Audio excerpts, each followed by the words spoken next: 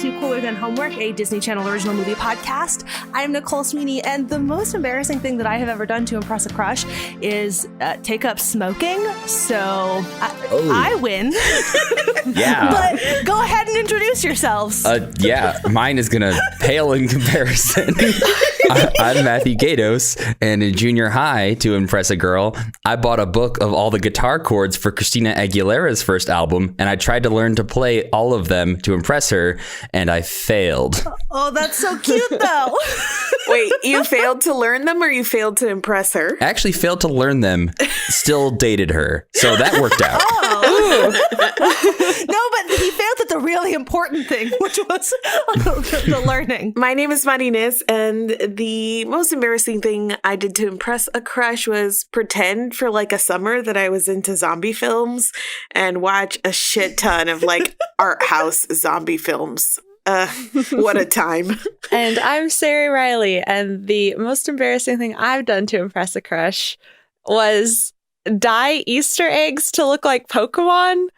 And this is so very specific. And then just text him a picture and be like, look what I did. In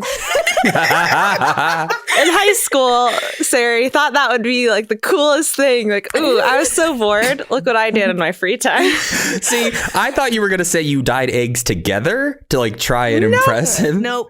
No. I just decorated them all very intensely in my own home. You also didn't like bring them to him. You sent him pictures. Yep. Well, this week we are talking about Genius. And Mari is going to tell us what happened. In this movie, a 13-year-old, because these are all movies about 13-year-olds, a 13-year-old named Charlie Boyle he's a hockey lover who is also a genius. And near the beginning of the movie, we're told that he's going to college early, and he's been admitted to a lot of schools, but decides to attend a college in Wisconsin so he can work with a scientist he admires, a Dr. Krickstein. Krickstein's area of work is gravity, I guess, and he's trying to defy it. And that's as good as my explanation of that is going to get. Defying gravity, I think. The real selling point for Charlie is that Krickstein's lab is located underneath the hockey rink, so it's hella convenient for all of Charlie's plot life. Charlie makes a bad impression on the hockey team once he gets to Northern, mostly because the hockey team is annoyed with Krickstein and how his experiments disrupt their practice. Turns out that the star hockey player is also his roommate, and he's a jerk to Charlie. Charlie complains to Dr. Krickstein about not having any friends, and Krickstein's advice is basically that a good scientist doesn't repeat the same experiment and expect different results. So later, when Charlie meets a girl out on the rink and he's immediately taken with her, instead of introducing himself as Charlie, he tells this girl Claire that his name is Chaz Anthony, and he goes to the same junior high as she does. Rolling right along with that plan, Charlie enrolls himself into the junior high and takes on this bad boy image to gain friends and impress Claire. The middle portion of this movie is just a lot of Charlie trying to balance his double lives. So he's teaching a physics class on campus, which Mike, the hockey player, disrupts, and then he's disrupting classes of his own at the junior high, and he's helping Krickstein defy gravity, I think. Charlie also convinces Claire to tutor him in an effort to get closer to her. The double life shit hits the fan when Charlie's science teacher arranges a field trip to Northern to meet the young genius Charlie Boyle. It's all last minute and no one has permission slips, which is honestly the least of this movie's worries, but I wanted to point that out anyway. Charlie hatches up a ridiculous plan to paint himself purple and pretend to have been a lab accident so no one from the junior high will recognize him, and it works, I guess. Mike makes amends with Charlie, asking him to please tutor him so he has a bright future, and Charlie decides to forgive him. And then it's hockey playoffs time. The Northern team is facing off against a team that is known for cheating. I don't know a lot about hockey, but it seems to me that slamming into people is kind of the point. Well, slamming into the ref is not the point. Yeah, okay, that's fair. I was looking forward to Matt clarifying what hockey was real and not. Yes. So you can't slam into the ref to distract from then just viciously attacking a guy who doesn't have the puck. Most of those things are against the rules. Okay, so it was indeed cheating. Yes. Okay, well, they decide to cheat back, I guess. So we'll get to that. First, Charlie decides not to attend the game since half the people up there know him as Chaz and the other half know him as Charlie. He works on his particle accelerator instead, but then gets so distracted by the sounds of the hockey game. So he decides to sneak up there for a look, but accidentally leaves the particle accelerator on.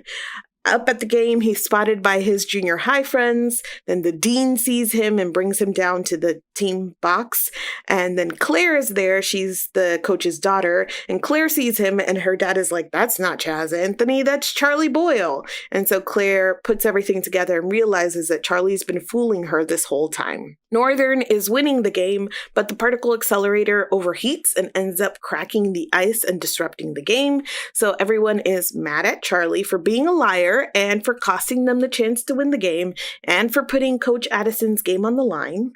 Claire never wants to see Charlie again and refuses to take his calls and doesn't accept his grand gesture when he uses the school's PA system to apologize. Meanwhile, Charlie and Crickstein have isolated a graviton and split it, using the split graviton to control the movements of another object. Charlie decides to use this scientific breakthrough to help the Northern team win against the cheating team with some of that cheating I was talking about. So Charlie appeals to his junior high friends for help, and they eventually give in. Charlie and his classmates get microchips on the opposing team's skates and set up in the lab to control those skates with microchips on their own skates. Crickstein finds them and is upset at his serious science being used this way, so Charlie gives a speech on the basis of friendship, and Crickstein is like, "I don't know about that," and he leaves. Charlie and Claire use the microchip skates to control the opposing players, and then Crickstein shows up again with a chip of his own to control a third player, so he's in on the plan, but he's a bad skater, so he just kind of crashes into an electrical box, and that electricity is the missing link they needed to reverse something, and their particle accelerator works and gravity is disrupted in the lab and they're all floating. They all start floating, and then the players they are controlling on the ice also start floating. The Northern team wins. Coach Addison keeps his job and Charlie and Claire kiss. We end the movie with Charlie and his age-appropriate friends setting up for a game of ice hockey. The Northern team shows up, thanks Charlie for what he did, and asks to join in on the game. The end. So that's that movie. Matt, where is this cast now? Well, I mean, to be fair, most of this cast is pretty boring. No offense to anyone in the cast of this movie, but looking up what they're up to now, almost everyone in this movie is just acting. Like a lot of DCOM actors are when you look them up. They're just kind of in everything. They're in lots of TV shows and TV movies. Not a lot of them are in like big things of note. So this is maybe a shorter segment than it has been in the past this week. But I feel like I pulled out the 4 most interesting people from the cast. Again, sorry to equipment manager, but you were in Jason X and that's about it. So I didn't go deep on who you were. So starting off with Mike the Jock in this film, he is played by a man named Yannick Bisson, who I wanted to bring up mostly because, like Sarah from Smart House, he's apparently a big deal in Canada, but not in America. Oh. He is Canadian. He's from Quebec, I believe, and is on this show called Murdoch Mysteries, which seems to have been on forever. Like, it just is like a 10, 15-year-old show that he is the star of. He is Murdoch. And yeah, again, we've had nice Canadian listeners tweet us about these shows that apparently are Canadian staples. So please, if you're out there watching Murdoch Mysteries, let us know. Do you know Yannick Bisson? And is he like a big deal in your country? Yeah, is it good? I'm really into detective shows right now. So after I'm done with elementary, should I watch Murdoch Mysteries? Yeah, I picture him as like sort of like the Jared Padalecki of Canada. I don't know if that's accurate. Amazing. I love that. Yeah, if it's true, please tell me like a percentage of truth. Like that's about 80% accurate. If it's any less than like 60, I don't want to hear it. I don't want to know. I'm not interested. Next up on the list is Charles Fleischer, who plays Dr. Crickstein, who, I mean, really, he's been an actor, he's been a musician, he's been a stand-up comedian, but most famously, he is the voice of Roger Rabbit. Oh. Yeah, and there's like a few moments in this movie where you kind of, if you go in knowing that, you can kind of hear it, but his voice is not one-to-one enough with Roger Rabbit that you would necessarily pick up on that. But he's also just like been in everything. I looked him up to try to figure out why I recognized his face, and I was like, it just seems like he's a classic that guy from that thing. Mm-hmm. Like he's just all over the place. Yeah, he's been in Zodiac, Back to the Future Part 2, A Nightmare on Elm Street. Like he's been on Mozart in the Jungle more recently. He was in the Polar Express. He's just been around either doing voices or being that guy in a lot of things. Mm-hmm. But yeah, I was excited because I saw his name pop up in the credits and I was like, it's Roger Rabbit. So honestly, I was expecting a little bit more like wackiness from him that I did not get, unfortunately. Yeah. That's if you expected that man to be Roger Rabbit, I understand why that would be sorely disappointing. Yeah, he was more just like a man named Roger. Yeah. Totally different things. Yeah. Next up, we have, I guess, arguably after Roger Rabbit, the one out of the cast who has done the best professionally, and it's Emmy Rossum, who plays Claire. People probably know her from starring in Phantom of the Opera or The Day After Tomorrow or Shameless more recently.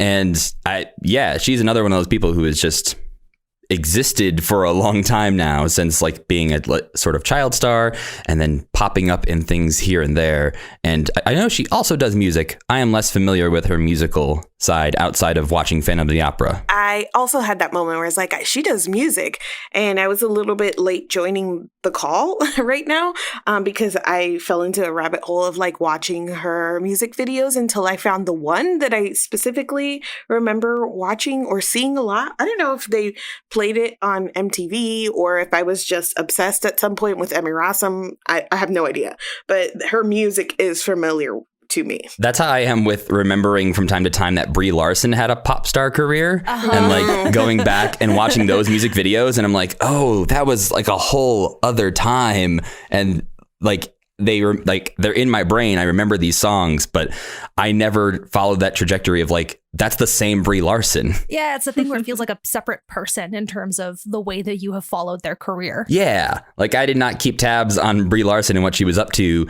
in between pop star and like Captain Marvel, Scott Pilgrim, I guess. Oh yeah. Scott Pilgrim to me feels collapsed with pop star. There's like pop star and Scott Pilgrim, Brie Larson, and then there's like a gap, and then there's like now Brie Larson. That makes sense, because also she is singing in Scott Pilgrim, so it'd be very easy to like go from one to the next. But Emmy Rossum is someone who I only know her singing voice because of Phantom of the Opera, but I know she can sing very well.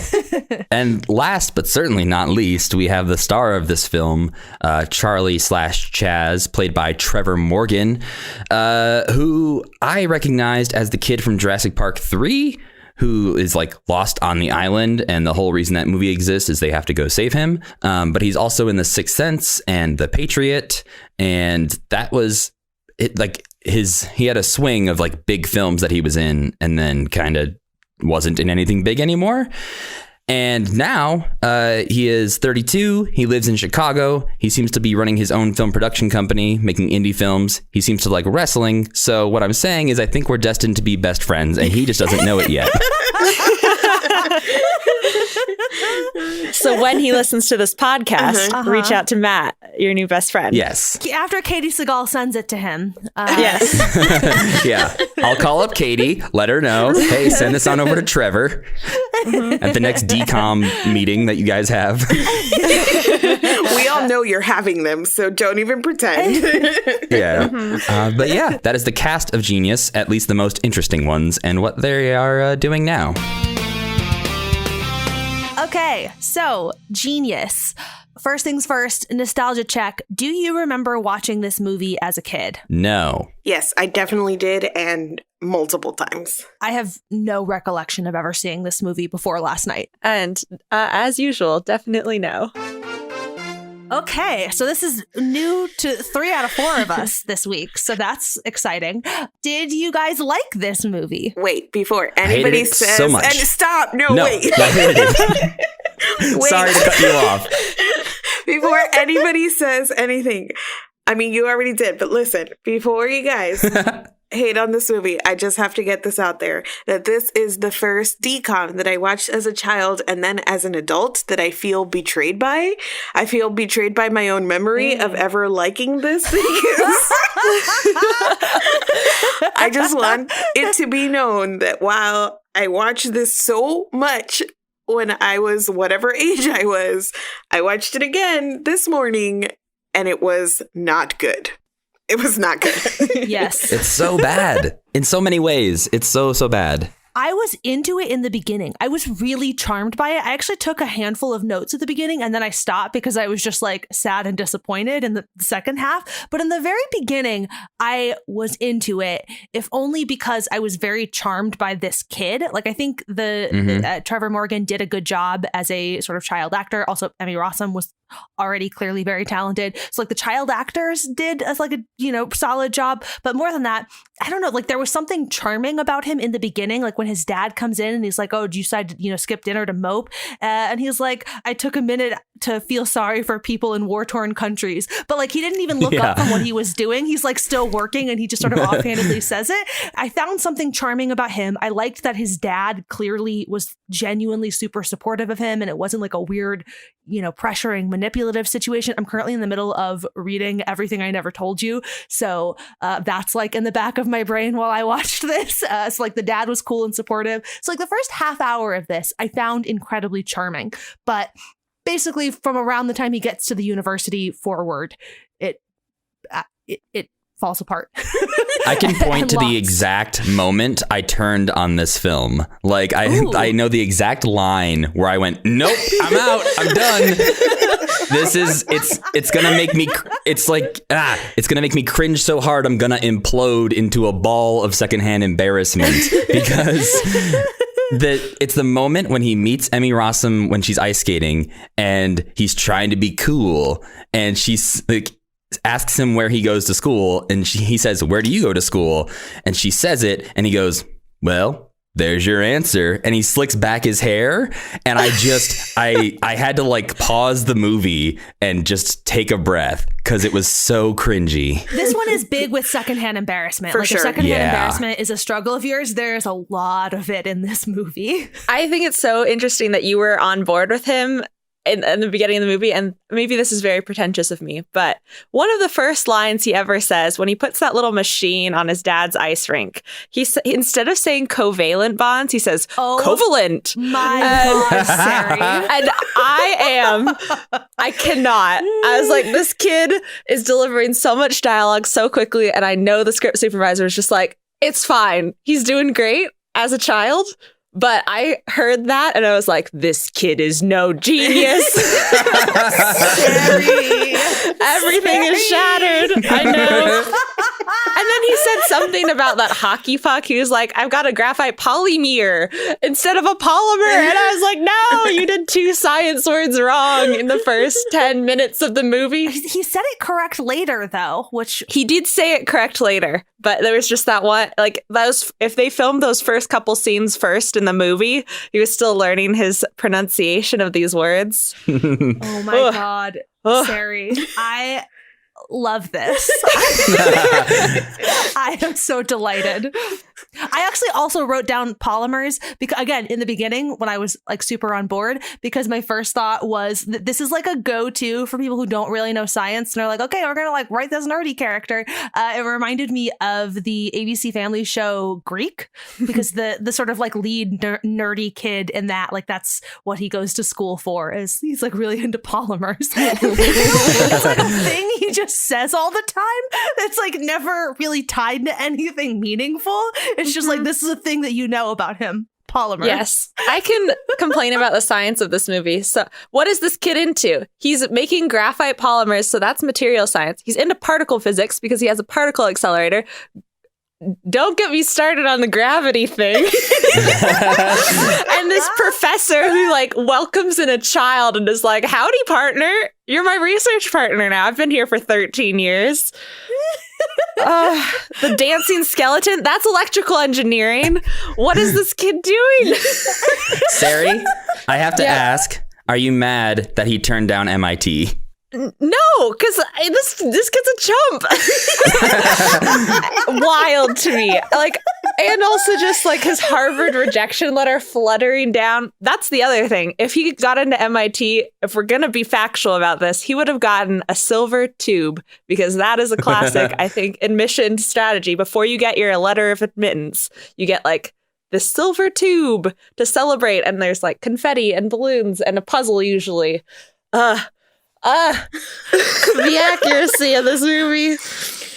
And then the particle physics guy, this is the last thing I'll say. When the particle physics guy was on stage and like talking to the children about his research or about random things, that moment that broke me was when I heard something about like, and if you swap out the thymine for the uracil, which is biology, he's talking about DNA, which has nothing to do with physics or inspiring these kids.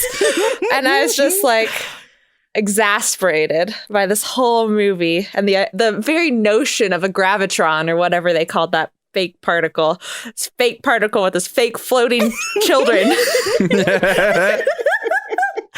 I would love a commentary track with you just yelling at this movie for an hour and a half. It riled me up so much. And then the secondhand embarrassment thing, too. Unwatchable. I was going to say, I don't know that you had said whether or not you liked it yet. No, I ranked it last. It's below Can of Worms because it made me so actively mad and uncomfortable. Yep, below it's there. Can of Worms? It's below those weird, mean aliens. Stop, Sari. I think you need some time to think about this. I'm in my feelings about it, and I won't take it back. With some distance, you'll remember those human teeth in the alien face, and everything will look a little different. I thought about it, and then I thought about those two bouncy balls as they they jerked around this boy and his scientist, weird, creepy man mentor, and I disliked those balls more than I dislike the human teeth. Wow. That's strong. That's intense. Those are fighting words. Yep. I will tell you that this has nothing to do with like the science aspect of it, but there was a little bit of like, also brought me out of the story, just his interaction with the other quote unquote college students, especially that one guy, Mike, and how he was like terrorizing his class. I never had an experience like that in college. Maybe there are college students out there like that, but that felt very like juvenile high school. And then, I mean, you see him go back and do the exact same things in a junior high setting, and there it fit. So for him to be pulling that from like this college class he's teaching, I was just like, stop, please. And also the fact that this room full of, whatever, like 19-year-olds is like, yes, let's bully an 11-year or 13-year-old like that. Like the fact that everyone in the room was on board with that idea is nonsense to me. And the fact that this child is teaching a class, TAing, I would believe if he was like assisting, but you just hand over a physics class to a child who's carrying a bunch of textbooks, who has no teaching experience, no teaching degree, has never taught a thing before. We've never seen him teach. He just sits there and does hockey physics. He also doesn't go to class ever. We don't see him he doesn't attend this college. He's not really helping on the research. He teaches class twice and then decides, you know what, I'm going to go be a junior high student. So he just he's not upholding his end of the bargain, but yet they don't kick him out of school for any reason.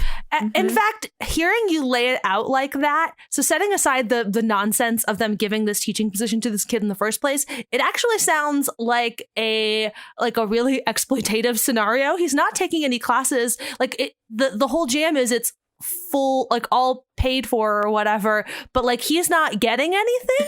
Like it seems like the school has found a way to hire a professor in exchange for what, room and board.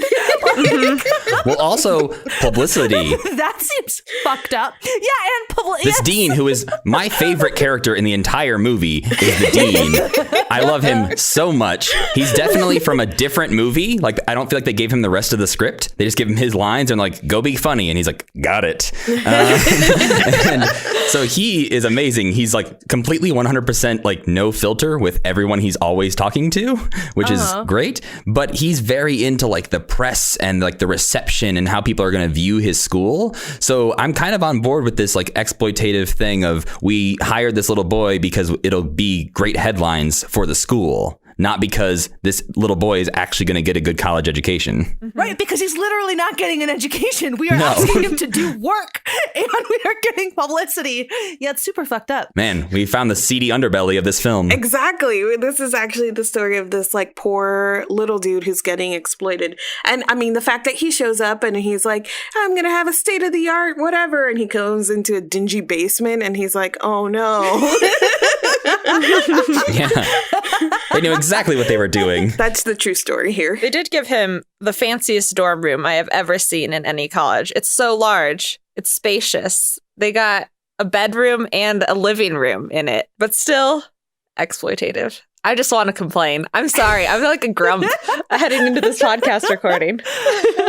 I am very here for all of your nerd rage about this movie. I don't have the nerd rage for this film. I have like the filmmaker rage when it comes to this film. Sure. So all of my issues are more so in the second half of the film with like story beats and the way they try to make things make sense in this film, but it just completely falls apart. And there's lots of things that are sort of set up and don't go anywhere. Like you mentioned in your plot synopsis, when he first shows up to the school, the practice is like disrupted and the lights are flickering because they're all like, Dr. Crickstein's old experiments always messing up our hockey.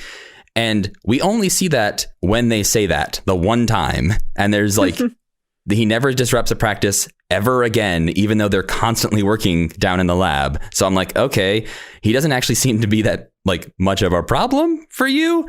So why is that part of the story? And then there's things of like, just even looking at the hockey scene of like, people easily could have died in that scene if you try to like, think about it too hard, of like, that kid could have just like fallen out of the sky face first onto the ice, died. And apparently nobody cares that characters can fly in this movie. It's not a big deal. Because a few people notice and then just stop looking at him and they're like, oh, let's pay attention to the hockey game. That's more important. Yeah, they like finish the hocky game with three people floating in midair. Which again has to be against the rules. This might be like an Air Bud situation where it's like not technically in the rules, so you're not violating anything of like, well, they never said that people couldn't float, but having like 5 players on the ice is like part of the game. I also had the same reaction to Mari, which was that it was not entirely clear to me why what the other team was doing was cheating in the first place, but like it's abundantly clear that the kids are cheating at the end. Like that feels like a no-brainer. Like that is definitely cheating. So like I'm not really sure what our takeaway here is. Like cheaters always prosper. Like I also had a problem with the first cheating idea before he had the idea from the movie Flubber. He had the other idea, which was just, hey, what if we switched jerseys? And it was like the biggest reveal in the film that this was a genius idea. And I'm like, you invented a Zamboni machine. You made a robotic thing walk around a classroom. And yet your genius idea to defeat the bad guys is, what if you switched jerseys? And then they send out the like equipment manager out there just to get pummeled. And we see him 1 second, like for one other second. And he's like completely out of it. And everybody's like, great idea. Yeah. But he like invents hockey genius things. He makes the Zamboni machine. He makes the super fast hockey puck, and he makes an extra powerful stick. Like any of those things could have been more helpful to the hockey team than, hey, switch jerseys. And after all this like talk about cheating saving the day, which is the real moral of the story, exploit children and then cheat to save the day. They have his like weird sentimental moment. This is the beat that felt the most off to me, where he, like, the professor walks into the room and it's like, what are you doing? This is where I draw the line because I'm about science. And then I don't even, Chaz, the boy, says, you could solve all the mysteries in the world, but what about friends? And it's just, I started laughing because nothing to that point.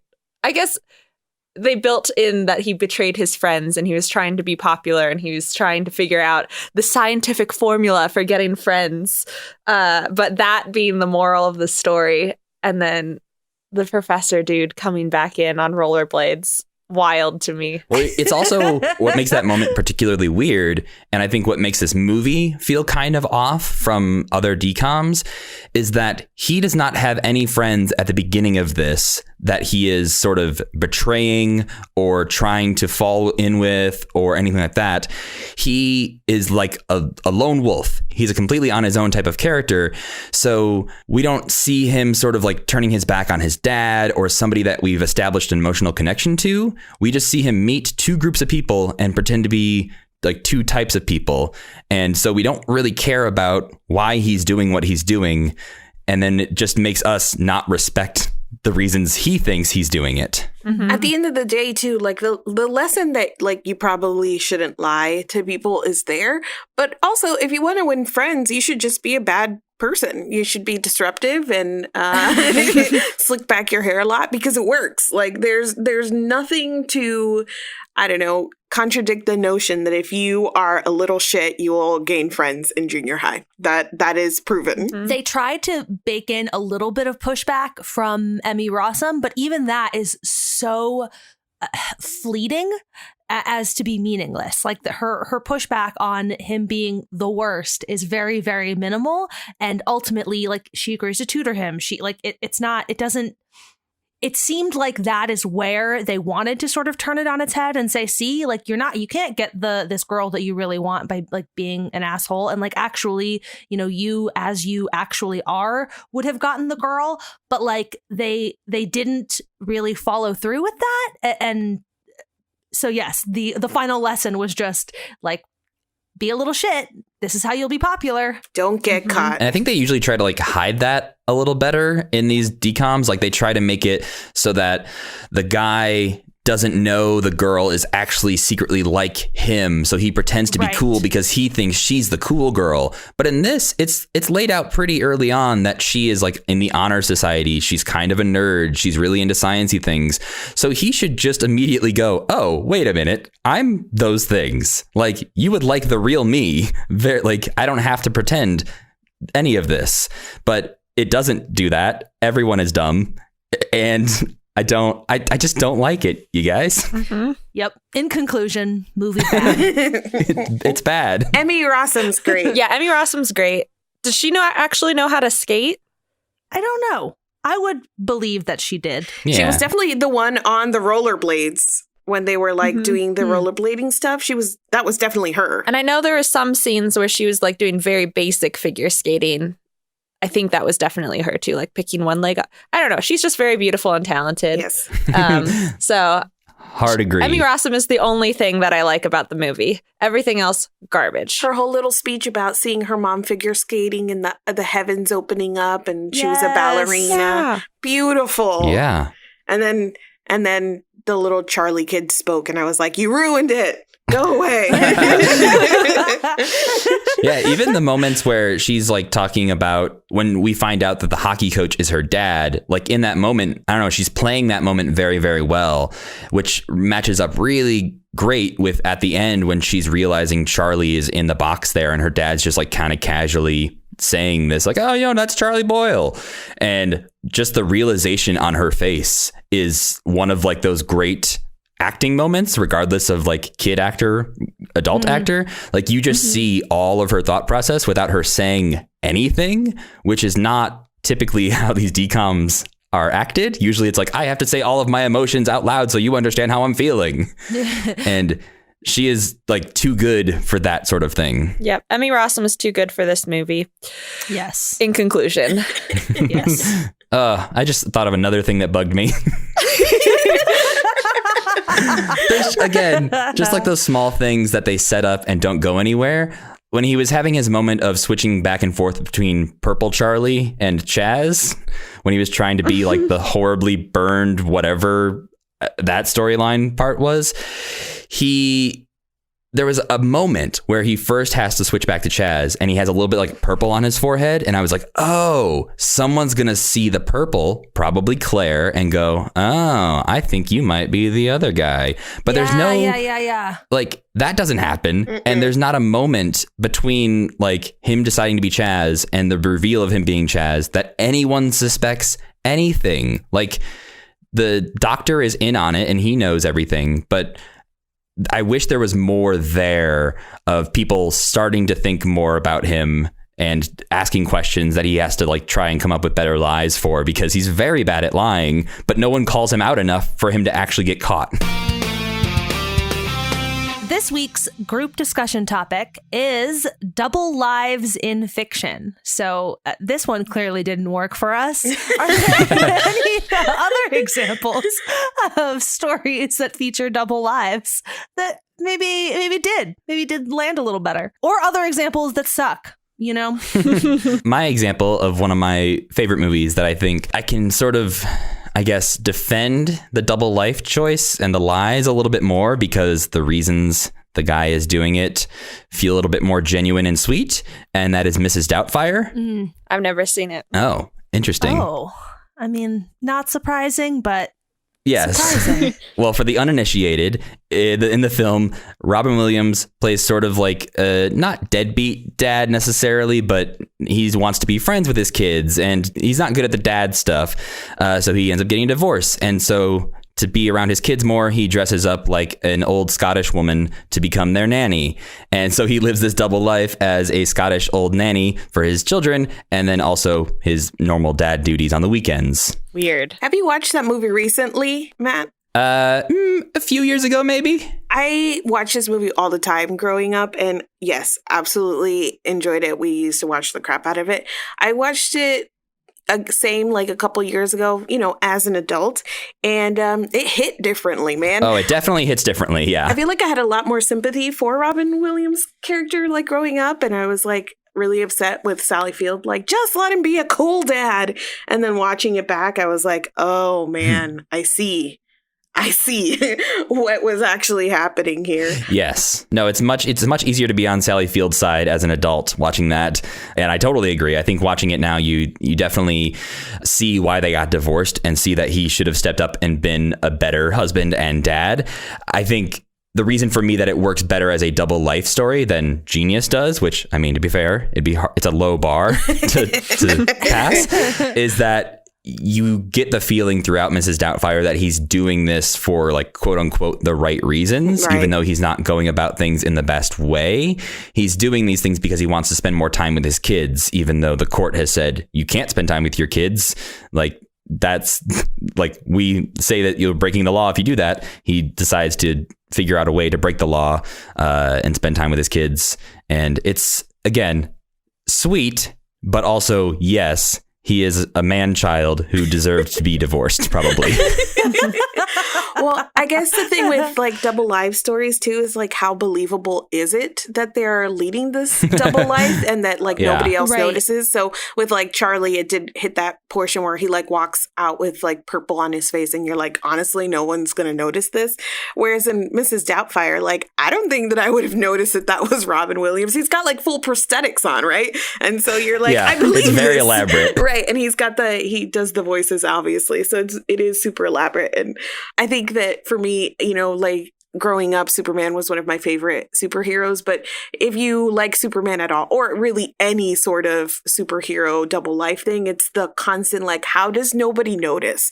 But especially with Clark Kent and Superman, because all that separates them is the glasses. And there is no amount of ever trying to explain this in any iteration where I feel satisfied, even as a Superman fan. But yeah, I love me some Clark Kent Superman duality. Also, like, literally, what group of friends where some people wear glasses and some people don't hasn't sat around and been like, here, put my glasses on? Like, I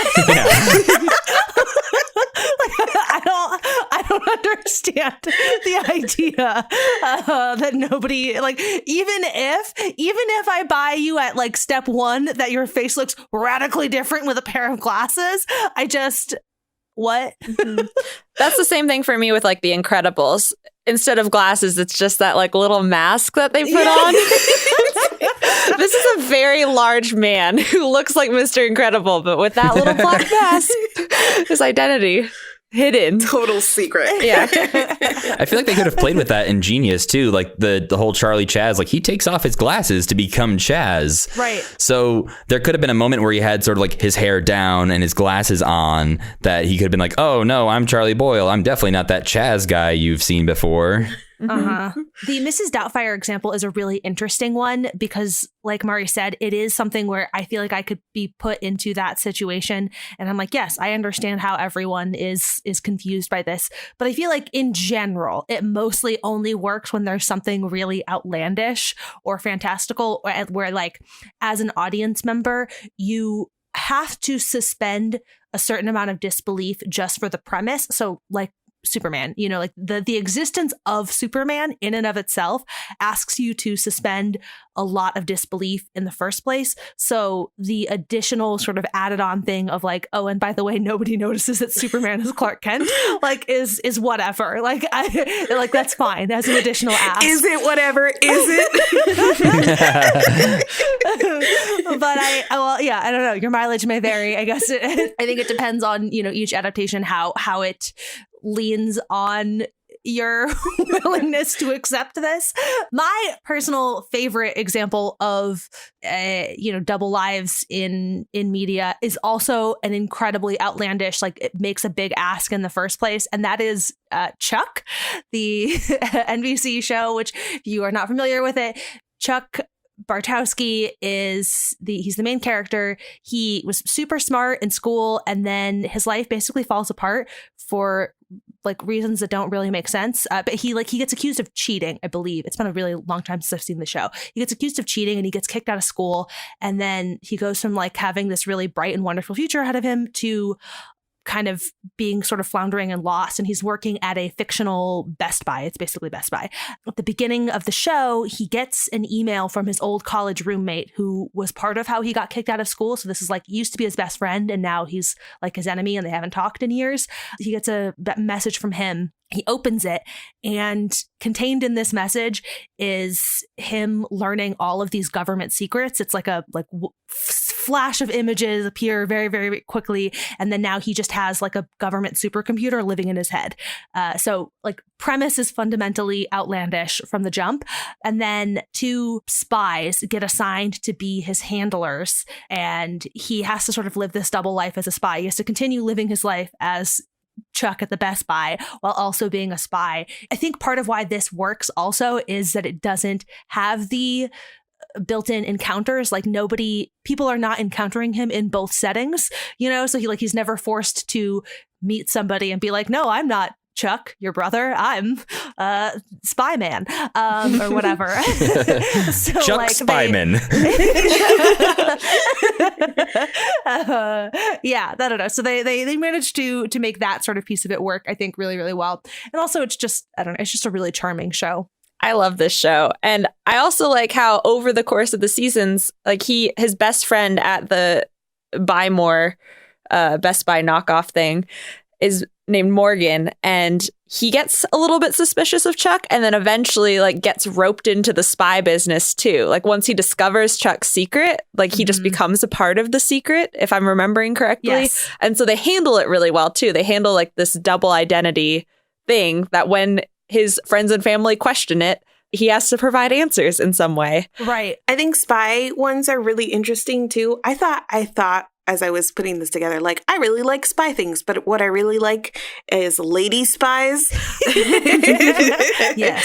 I thought for a second, Nicole, you were going to say The Americans, because that is something that you not made me watch, but you kind of made me watch, and was like a spy show as well. But I loved The Americans, and that has its own kind of, you have to suspend your disbelief a little bit, but in other ways, like, not that I ever was like, these people can't be spies. It was more like, when are they sleeping? And things like that. Yes. That show is not fundamentally outlandish in the way that like Chuck is. But the real thing, the real way in which that show constrains my willingness to be like, okay, I'm here for it, is when the fuck do these people sleep? These people, like the hours in their day do not make sense. However, that is actually my favorite one. I literally did not even think about it because we were coming off of the campiness of Genius. Right. So like my head was going in a like an incredibly comedic direction. So it didn't even occur to me that I refuse to accept that the Americans and Genius can even exist in the same like bucket. Because The Americans is a perfect television show. It is flawless.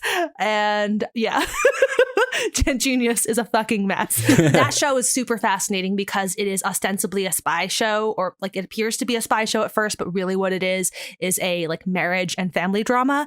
And it is those things because it is interrogating the impact of the double life on a marriage and on a family. Like that is fundamentally what that show is about.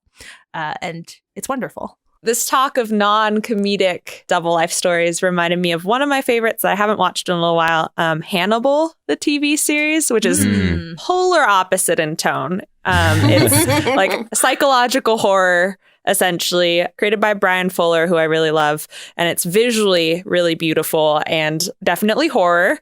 But it's about a FBI special investigator named Will Graham, who like demonstrates some sociopathic tendencies himself, but is also like very self-aware of it and very self-critical of it, and becomes an FBI consultant, as well as Dr. Hannibal Lecter, who is a forensic psychiatrist who is simultaneously like consulting with the FBI on these serial killer cases, but is himself a serial killer, which you know as the audience, but they don't know in the show because they show him like scenes of him cooking very beautiful meals that you know involve human beings, but it's still like, damn, that food looks good. And then you have to self-reflect about how he is cooking humans.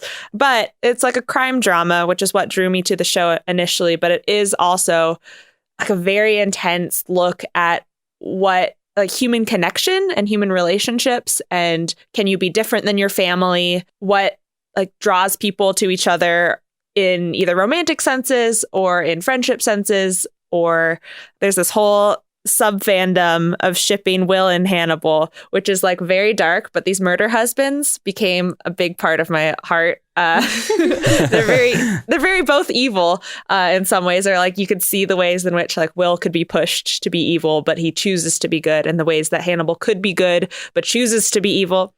Anyway, very, very complicated, very dark, but it's a good show. You're right, though, about the dinner scenes. Like, it is hard to watch those scenes and not get hungry. And then you remember, oh, right. No. That's human. That's just a person. That's people. So yeah. That's Trevor from scene 1. Yeah, it's even worse when they show you like Hannibal killing the person and then like flip to the other side of his double life where he has classical music playing in the background. And he's like, Mads Mikkelsen is 1, a very handsome man, and 2, very talented. And so he could do like the flipping the egg trick that hibachi chefs do, or he like makes cooking look very beautiful. This double life provided me with great stress for a lot of watching this show. Yeah, that's the ones that really get me as far as like being hard to watch because of stress, are things sort of like Dexter or Mad Men or Breaking Bad, these like anti-hero, actually the bad guy kind of things where you're just like, your life's gonna unravel if like one person finds out the thing you're doing. Mm-hmm. The Americans is also definitely that, but it's good. I know I brought up this darker tone of the double life, but did anyone watch Family Matters? Yep. Yes. Steve Urkel as Stefan Urkel. Yes. Anybody? The original double This is life. an interesting one because everybody knows. Right.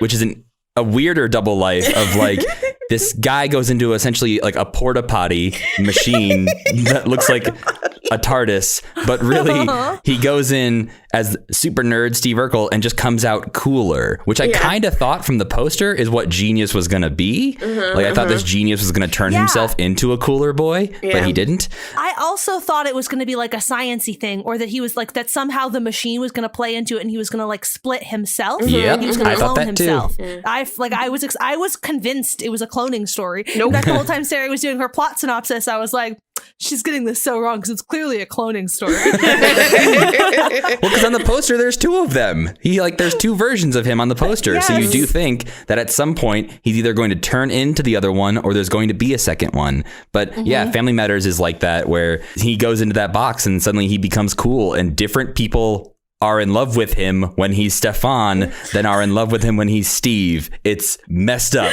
It's the same person. Yes. Like he dates two different people when he's in and out of character. Amazing. And now it is time for us to discuss the lessons that we learned from Genius. This movie is... There's not a lot to learn from it, but I'm going to say the lesson I learned is that if you've invented a miracle Zamboni machine that can literally be used by every ice rink in the world, maybe just sell that idea and become a billionaire. The lesson I learned is that scientific breakthroughs mean nothing if you don't have friends. Great. I learned that figure skating is good, and I would have rather watched an hour and a half of figure skating than this whole movie. Yes. And I learned the lesson that this movie clearly wanted me to learn, which is that cheaters always prosper. And now it is time for Sari to guess the plot of the next movie. Next time on Cooler Than Homework, we are watching Don't Look Under the Bed. Oh, boy. And this is the point in the podcast. I know we haven't watched too many, but we've watched like 10. And so I don't know whether to start recycling plots or not. My first thought was Monsters, Inc. And so I will try my best to not describe that. But I think it is about a boy who has always been afraid of monsters. This has to be a supernatural one. I will not believe it if this is realistic, because I don't want a creepy man to be living under a boy's bed. So it is a boy who has always been afraid of monsters and is kind of a loner. He has friends, but they all tease him for being afraid. But it turns out that he actually has a real life monster living under his bed. And his parents didn't believe him. His friends didn't believe him. And when he turns 13, the magic witching age, the monster can leave his bedroom, maybe. And so he's now being haunted by this monster around in the world, but no one else can see it except for him. And what he needs to learn as a part of this movie is how to face his fears. The Crazy Ex-Girlfriend song is playing in my head now. Face your fears. Yeah. He needs to learn to face his fears, run with scissors, and like accept that the monster is really just trying to be his friend the whole time. The meaning of all these movies is friendship. He needs to, instead of running away from this monster, he needs to actually sit down, have a conversation with him, and then realize that the monster too is lonely, and that they can be buddy neighbors. And I guess I kind of already did the movie, but give me the tagline and I'll see if I have to make any revisions to it. The tagline is, this Halloween, whatever you do, ... and then don't look under the bed. Oh, it is a Halloween movie. Okay, I'm feeling more confident about the supernatural element now. I will revise it because it says whatever you do. This seems like a generic warning instead of just one kid. So our protagonist is one kid who has this monster who is now following him around, but he realizes that all his friends also have monsters. So even though he was the scaredy kid on this Halloween day, so instead of it being his 13th birthday, on Halloween, a monster, like a designated monster for each of these kids, crawls out from their beds and like targets all their teen insecurities, and then they have to learn together to like conquer them. Join us next time and find out if that is even remotely correct. If you are enjoying this podcast, we would greatly appreciate it if you would tell your friends, leave us a review, whatever. We would love to hear your thoughts on this episode. Did you love Genius? Do you feel attacked? There will be a post dedicated to this episode up at snarksquad.com/decom, or you can find us all on Twitter at decomsquad. I am at Sweeney Says. I am at Matthew Gatos. You can find me at My Name is Martinez. And I'm at C.E. Riley. This podcast is produced by the four of us, edited by me, transcribed by Mari, and our theme music is by Stefan Chin. Thank you for listening, and we will see you all again next time with Don't Look Under the Bed.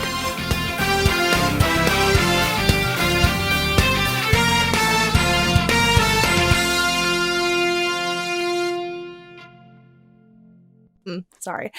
I got embarrassed. Getting ready to say it. I like that full body flush feeling. Anyway, I'm gonna start that over.